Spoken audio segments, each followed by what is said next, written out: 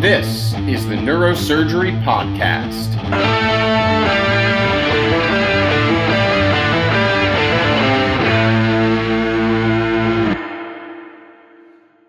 Welcome back to the Neurosurgery Podcast. Today I am joined again by returning champion, Dr. Anthony DiGiorgio, a neurosurgeon out at UCSF in California, and a very good friend of ours who is first time on this podcast, Dr. Anish Koka, a cardiologist in Philadelphia who is infinitely more famous than both of us put together in the medical community. He is, I would say, an authority on all things health economics, public policy. He's done a number of things in the public sphere in these contexts, which we'll talk about. And I'm just delighted to have him on the show today to talking about public policy in medicine and economics when you're a practicing physician. Dr. Coco, welcome to the show. Hey, thank you so much for having me on. It's a pleasure to be on. Yeah, so maybe again, I've told you about this show, we've talked about it. This is really geared toward neurosurgeons, people in the field, people trying to get into the field, tangential related specialties like orthopedic spine surgeons, for example. So take a moment speaking to this audience to introduce yourself, your medical background, and as I was saying, some of these public facing promoting works that you do. Yeah, no, thanks. Thanks for the very kind introduction. I started in private practice in cardiology in 2013. I was part of a smaller practice for the 3 years prior to that. So I kind of started it, in the crucible of the Affordable Care Act kind of coming into the fore, and that's what triggered my interest in health policy. I very much was a practicing clinician that was very happy being in ICUs or taking care of sick patients or the kind of cardiovascular physiology. And I spent actually still I spend much of my time early on, like critical analysis and critical thinking and doing presentations for whatever on a teaching standpoint. But it started to become more and more obvious that the thing that I knew the least about was something that was impacting me, my practice, my colleagues a massive amount. And there just wasn't any degree of knowledge. There's no preparation for any of that. There's no real institutional knowledge, if you will, about health policy and how policy is so important to what the shape of physician practice looks like. So, so that's when I started becoming really interested in it. And I didn't have um, I wasn't really able to, it was just good and bad. I wasn't really able to insulate myself from the changes that happened in the Affordable Care Act. And the Affordable Care Act really was, to me, as a guy trying to run a private practice as this was coming out, um, it was just a huge impact in terms of how things were changing. And so I got interested in that. I started, diving into some of the things that weren't working with the Care Act, and didn't get any traction talking to the public policy wonks and stuff.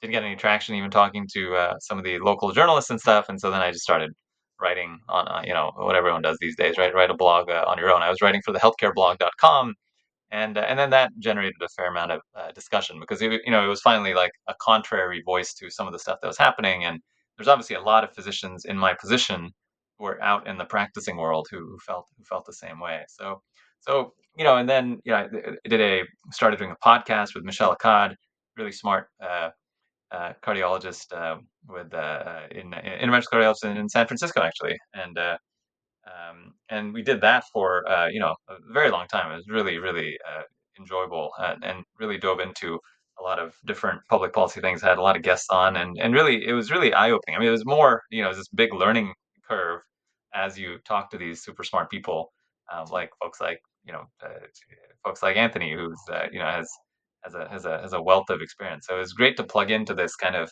this Borg like entity that has so much knowledge because from where we come from where most of us come from, in terms of our training, we just don't get any of that. So that's where I got super interested in doing this stuff. I don't know how successful it's been in terms of pushing the needle or moving the needle and stuff, but certainly my goal has been to try to get physicians kind of interested in this. And whatever audience it is, yes, we need to spend most of our time learning the art of medicine, which is in and of itself of course, super important, probably the most important thing.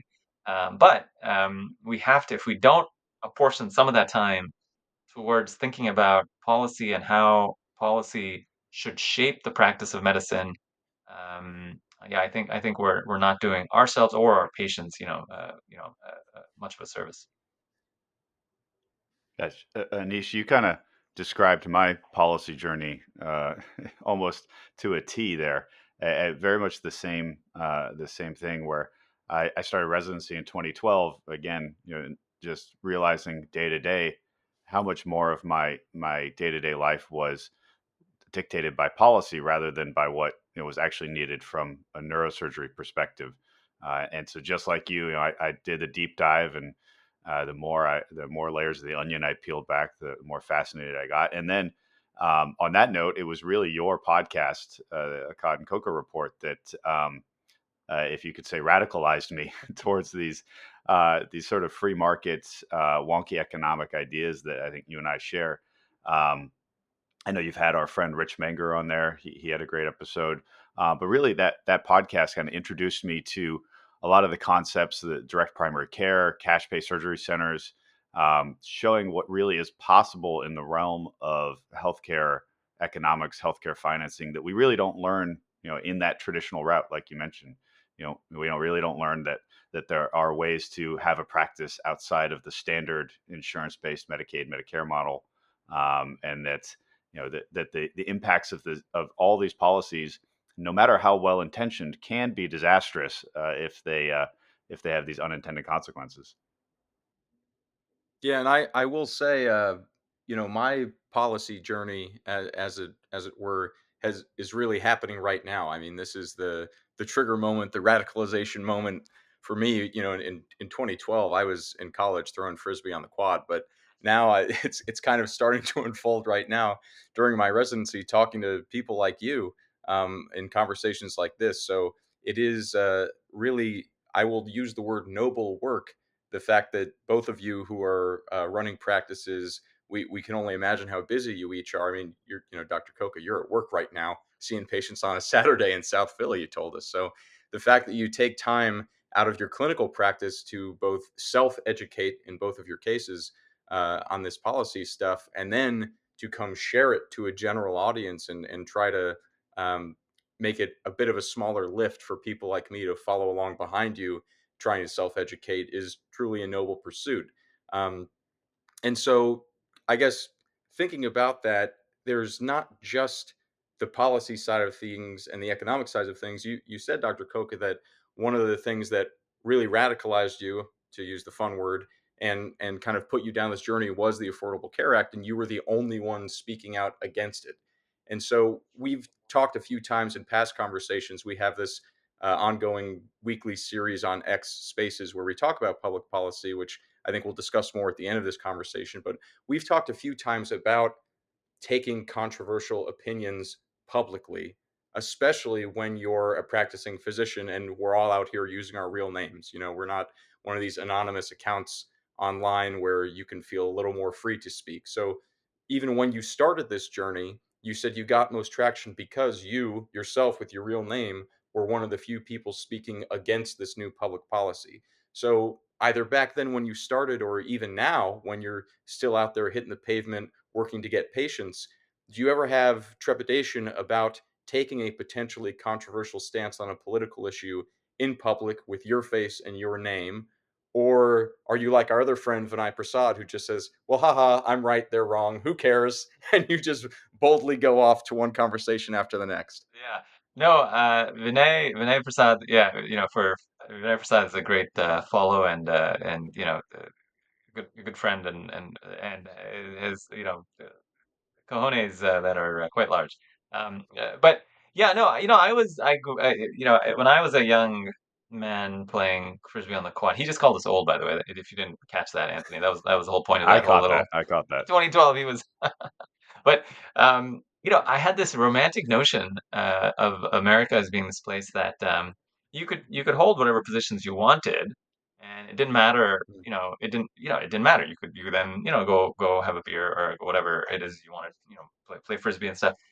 things really changed. Things really changed with Trump. And I don't know if I don't think because I was old enough that there were I remember having heated conversations from the other side. I was a I was a young idealistic Obamacare supporter in 2010, right? Because I was like, yeah, this sounds like a great plan, and I have all these patients that are uninsured on my list, and you're going to convert them to a paid amount, and that seems reasonable, seems fair, and but I didn't have the understanding of I had central planners setting up systems, and I mean all of that was like completely no idea about any of that, right? And only as it plays out, you're like, oh my god, Hayek is was such a genius that he kind of called this. But the yeah. So I think Trump really changed everything. I think Trump polarize things to a level that it would never been polarized before. I could have heated arguments with my program director, who was a conservative, and I was a liberal, arguing for Obamacare, and he was arguing against Obamacare, and he was Fox News watcher, and I was whatever parroting whatever the New York Times is saying. And we could have heated arguments, and at the end of the day, everything was fine. Like I wasn't kicked out of fellowship. He stayed as program director, right? And then 2016, when Trump got elected, everything completely changed. All right. 2014, 2015, I could write a blog as an academic exercise that said the physician's case for Trump. Okay. And that it's seen controversially and stuff. It's like, but haha, that's funny. There's no way Trump can really get elected, and it doesn't really matter what he's writing, right? But the moment that Trump became real, right, he became an existential threat to the blob, and I think everyone that supported him also became regarded as an existential threat that needed to be eliminated. And I think it may sound hyperbolic, but I really don't feel like that. So I think after 2016, everything changed, and you could not. I think taking political stances became became yeah became like extinction level threat if you want to continue practicing medicine in a certain way. So. And the problem is that 50% of the population is always plugged into these news sources that are saying that, hey, anyone that supports this guy is Hitler, and it becomes a moral thing. Like there are patients that will not see a physician who right now in Philadelphia who is on one party or the other, right? And at the end of the day, like my stances weren't necessarily political. It's just that there were a bunch of stances that these folks held, and it's like, well, if you're not going to change, then I'm gonna go over here to try to get you to move towards a certain position, right? And so I think you have to change the messaging, how you message to fit the times, right? So if the times are that one side is moral, one side is immoral, then you really got to stick to, hey, what are the problems with the ACA? Not and take out the whole Trump Republican or Democrat Biden Harris thing, right? Because I think half the country at this point, if you say you're a Harris Biden supporter, and you try practicing in rural Scranton, they are not going to have that same trust relationship with you. And it's the same thing in a deep blue city where they just think you're like, that you're a wackadoo, and you're not going to have that ability to communicate to patients and stuff. So I think, yeah, I think yes, I think today, if you try to take positions that are very political, the over and I think you're going to run into a lot of trouble. And so yeah, so I've changed. So the messaging has to really be independent. So independent of politics, and it always was kind of independent of politics, right?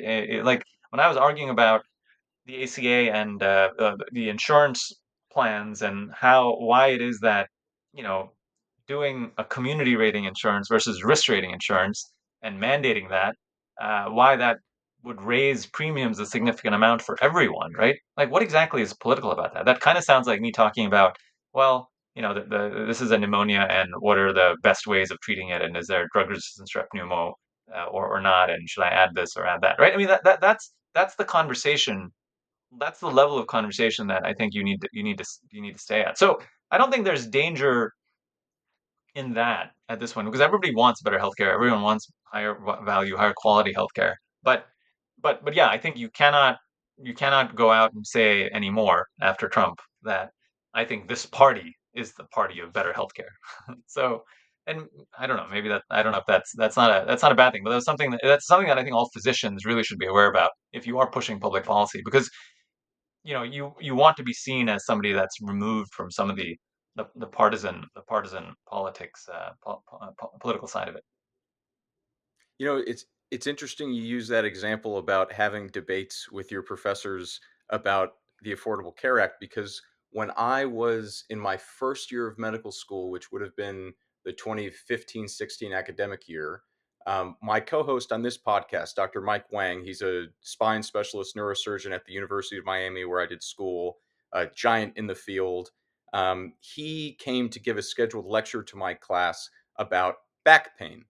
And as anyone who listens to the show or anyone who knows Dr. Wang will not be surprised at all to hear that this lecture on back pain, about 10 minutes in, he was explaining to our class in simple terms how the smoking cessation campaigns were actually an economic devastation for the country because instead of dying, all those people were now surviving. We had to pay for them. And so that was a huge cost and financial hit to the country. And then, obviously, 5 minutes after that, we were talking about the Affordable Care Act. And in this lecture on back pain, he and one of my classmates had easily a 20-minute back and forth sidebar debating the merits of the Affordable Care Act, very politely. And I said at the time to my classmate, good for her to stand up to a professor like that and argue about it in front of the whole class. It was our entire class together in one room. And then he showed some X-rays and some surgeries that he had done, and went, and that was it. And many firebrands of my class complained, obviously, but then we all moved on with our lives. And that was right before that switch moment that you're describing when Trump came to power.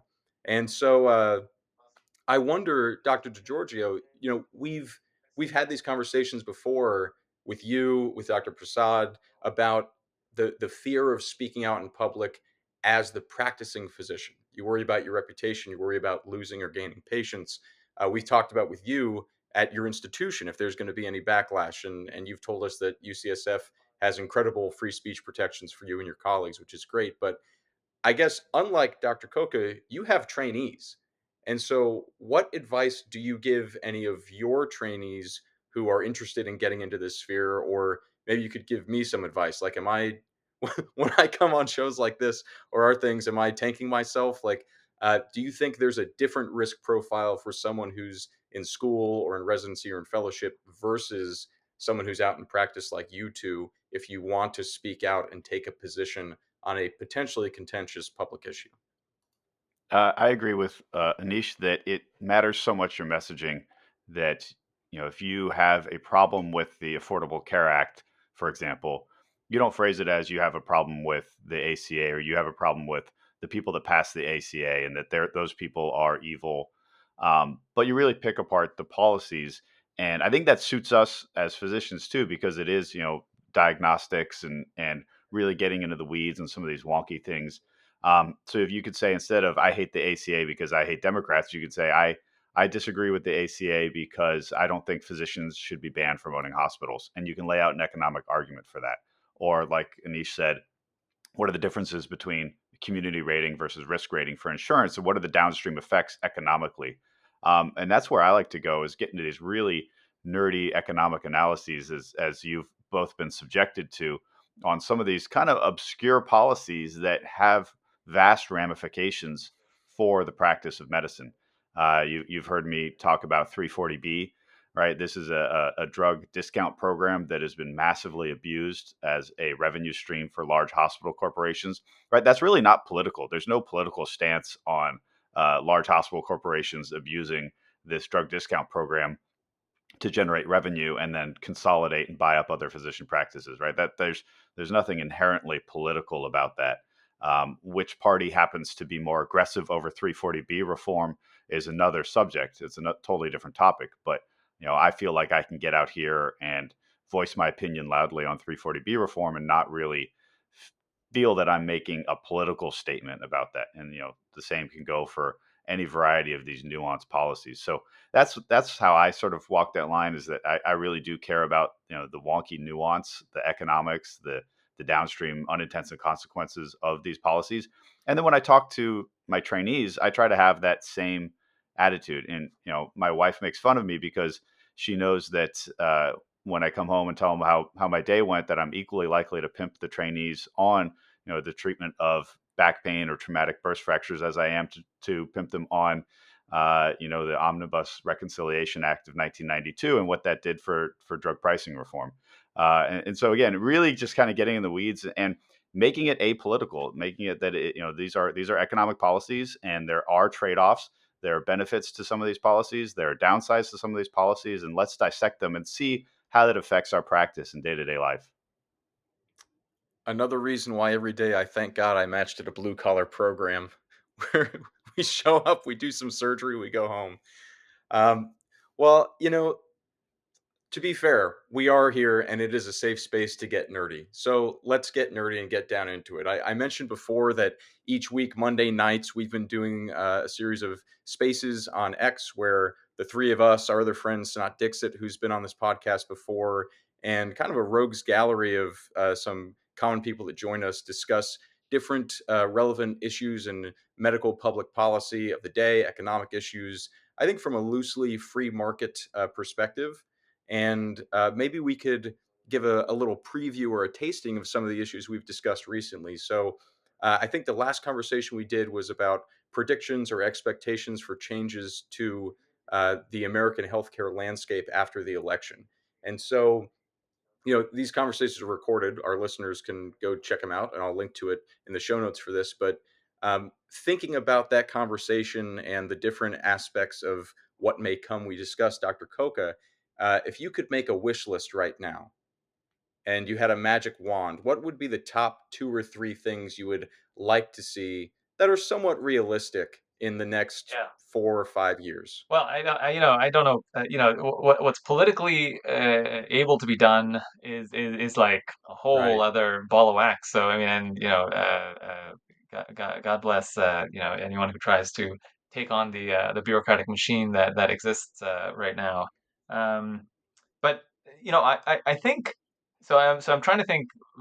I'm trying to think from with a political hat on, right? Because you can't my big concern with healthcare reform, right? What's my big concern with healthcare reform? My big concern with healthcare reform is that there's such a massive amount of the economy that is now dependent on healthcare that I worry that there's going to be a lot of short-term pain, which I think is okay, but are we as a society mature enough to take short-term pain in order to have some type of long-term gain? Man, it's going to take a brilliant politician to try to navigate that because what's going to happen is there's short-term pain, they're going to get thrown out, and then you're back on what you're doing before, right? So you have to somehow, how do you mitigate, because I go down the shore, the clinic's down the Jersey Shore, right? I have a clinic down there that I go to, and that, man, it is dotted. These are these small towns, but they're dotted by all these medical practices, right? There's gastroenterology, there's ID, there's rheumatology, and these are small towns. There is no way without government payer that you have all these specialists dotting these areas. I mean, and that's these small towns. Then you're talking about Philadelphia, right? Which is emblematic of many of the cities, right? Which is just hugely healthcare heavy, right? Maybe Philadelphia is a little more so than a lot of other cities, but my goodness, like everything is tied into healthcare, right? Like real estate prices are tied to the fact that nurses are making X and nurse practitioners are making X and EP electrophysiologists are making this. And man, if you really take the type of acts that's kind of needed um, to a lot of this, you're talking about the potential triggering of recession, depression, etc. Again, we know over a certain time scale, which isn't that long, that these are all beneficial things because obviously you don't want to just maintain a textile industry of like 100 people doing a loom, right? And this is the argument that's been made forever, right?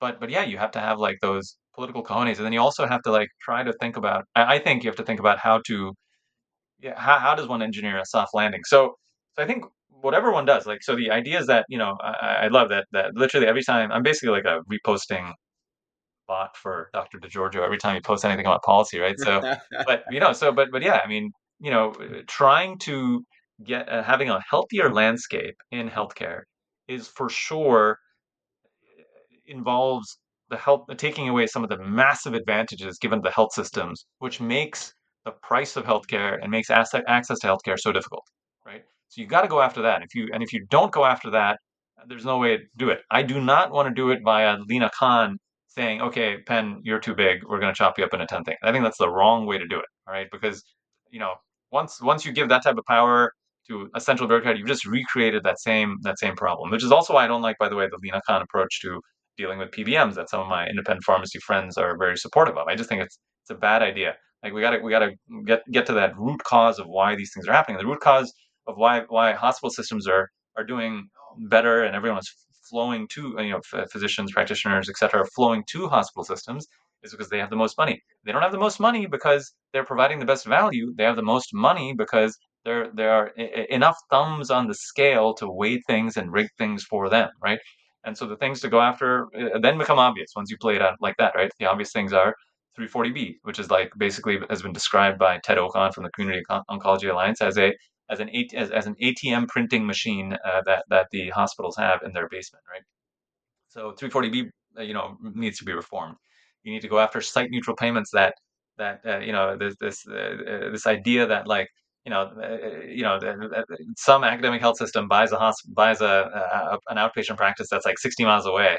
And oh, now look, the outpatient practice is now being billed at like 10x the amounts that they were before, right? This is not good value to the system, not good value to patients, right? And over the long term, it's bad for physicians because it's not gonna this isn't gonna end well. Um, but you have to marry that, right? You have to marry that some with some way to you have to lubricate the areas where you can deliver care cheaper. So where and that involves physicians, that involves physician owners, because we uniquely understand like all the different parts that are needed, right? The reason that you have these amazing surgeons in India that have set up these like hospitals that basically like churn through things and have taken the price of a cataract from like, I don't know, like $10 in India to like $1 or something nuts, right? They are tightly, intimately involved in all the different parts of the process in terms of, the patient enters, the patient leaving, what the process is, and we need to, allow folks like you, folks like Dr. Georgia, to innovate in that way. Right now, you guys are locked into these health systems, and the question is, how do we allow you guys to break out of these health systems to work in much lower cost areas, give you control of all the different parts of what's needed, and let you say what's necessary and what's unnecessary, right? I think you have to marry those two things together, meaning allow physician ownership, lubricate, the ability of the ecosystem, which is currently regulatorily, from a regulatory standpoint, really stifled. Allow that type of care to be delivered in low cost settings, and do some of the things that Dr. DiGiorgio talks about really frequently, right? Site neutral payment, 340B reform, um, and um, um, any number of these things which goes after just from a cost cutting standpoint. Um, so I think those are the two things that are needed in order to have a long period of healthcare reform. Otherwise, you're just going to cycle back and forth between two extremes, and we're ultimately going to end up with single payer.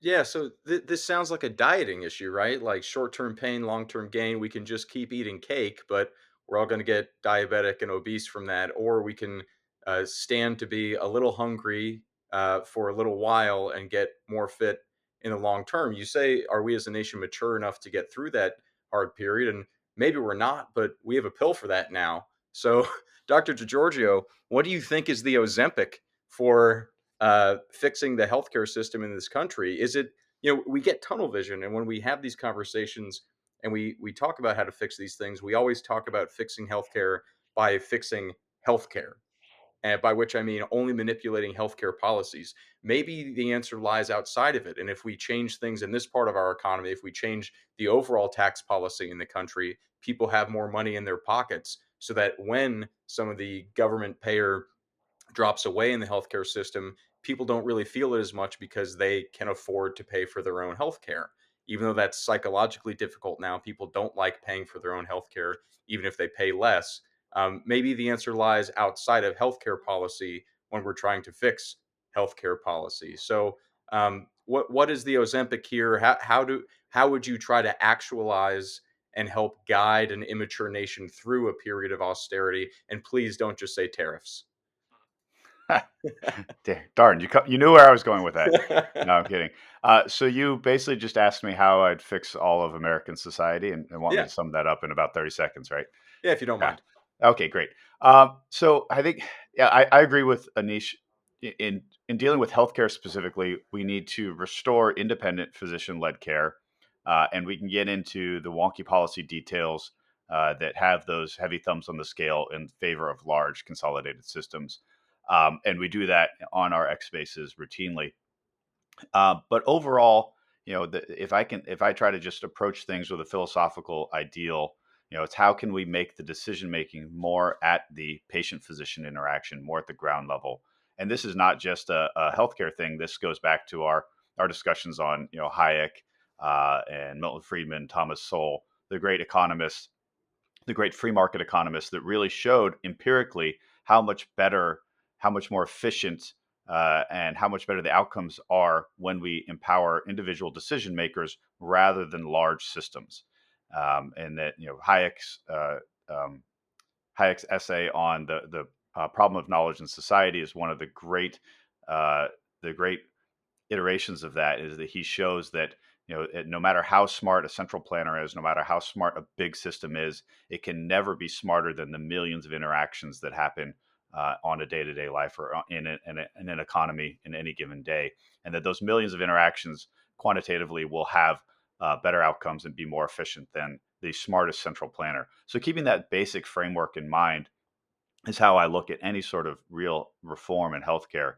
And to that end, if we did more of funding individuals rather than funding big systems, that would help restore that individual patient physician interaction.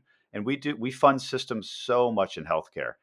We fund hospitals over patients, right? The 340B drug discount program is a welfare program that funds hospitals instead of patients. There's no other beneficiary program that our government has set up that really funds institutions over the beneficiary. Um, a lot of the insurance subsidies that come through the ACA, those don't go to the patients, those go to the insurance companies, right? These are direct subsidies to large systems rather than subsidizing individuals and empowering those individuals to then take those subsidies, to take those funds and make their own choices about what's best for them and their healthcare needs. Yeah, Well, it that's wasn't a quite 30 seconds, but there you go.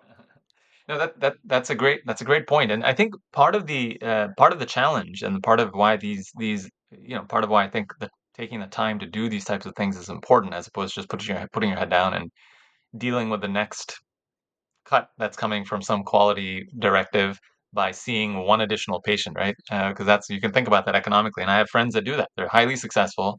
They're like Anish, spent a lot of time on this stuff, but man, I just got to see one other patient and to deal with this 9% cut from Medicare about this some BS thing, right? And I think it's so important that the wider public, and even before you get to the wider public, that more and more physicians start to understand what these principles are. I mean, most physicians have never heard of Hayek. Most physicians have never heard of Mises. Most physicians, are so that most physicians are.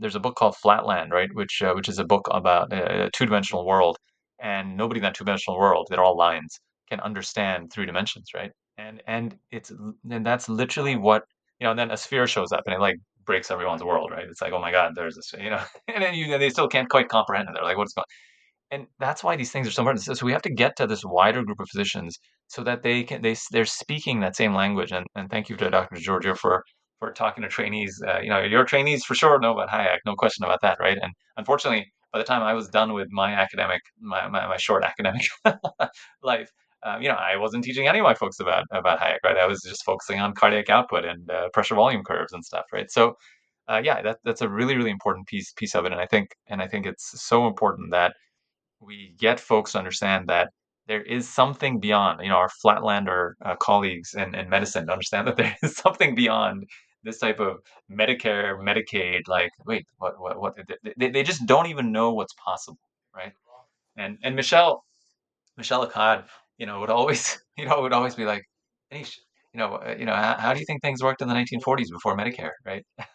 It's like yeah, I guess there weren't like we didn't they weren't walking over like millions of dead bodies as they went to work every day, right? I mean, we just have this sense that like, oh my God, if we don't have these structures and institutions in place, then like 340B, oh my God, what do we do without a 340B program? What will happen? I mean, people will die. It's like no, it happens every single time. We have tons of academic medical centers in Philadelphia. We had Penn, we had Temple, we have Jefferson, and we have Hahnemann, right? And when Hahnemann unfortunately closed, yeah, all it was the doctors and the nurses that were like, cataclysm, everything's gonna break. And I was like, guys, I love Hahnemann. I would wish Hahnemann could stay financially viable, but Jefferson is literally 5 minutes of a walk away. Like, I think it's gonna be okay. And it's like, how do we get, that's why these conversations and what Anthony said are just so important. That it's not just diving into the policy parts of I-340. It's that, yes, getting people to think from a first principle standpoint of like, why is it, yes, I know you want to leave the hospital and set up shop next door and practice, right?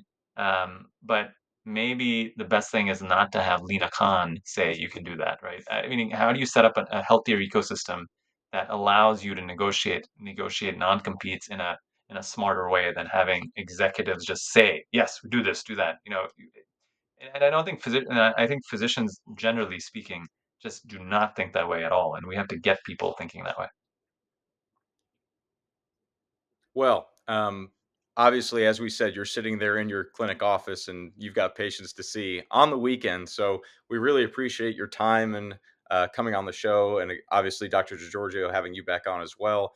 Dr. Koka, as we wrap up, please just take a moment and tell our listeners where they can find your work. We've talked about the Akkad and Koka report a few times, your old podcast, which is still available online Yeah, at the Mises Institute website, I think. Our X Spaces, please just tell people where to find your thoughts, your work, yeah. anything you're still doing these days.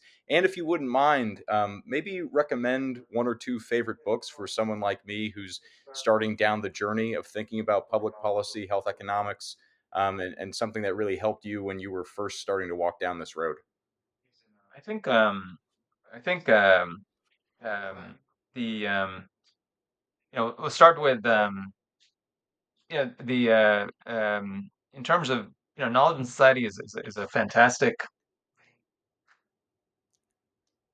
No, afterwards. Or no, just have him wait. I'll be right there. So in terms, yeah, I mean, Knowledge and Society is a fantastic book. The Mises website is fantastic, actually, right? And so, books can be somewhat daunting. It takes a while to work through it. But the Mises website is really great, and Now you you're can speaking to my generation. yeah, Yeah. exactly. Short segments, short essays. And that you can search on, and you get a wealth of information in short segments for folks that don't have the time. Trainees, they're mastering their craft, right? And so it's hard to be like, here, go read this book. I mean, I do that all the time to my kids, and they're like, okay, Dad. But essays are shorter segments and stuff, and even better than essays, right? Go follow Dr. DiGiorgio on Twitter. Yourself. My handle is at Anish_Koka.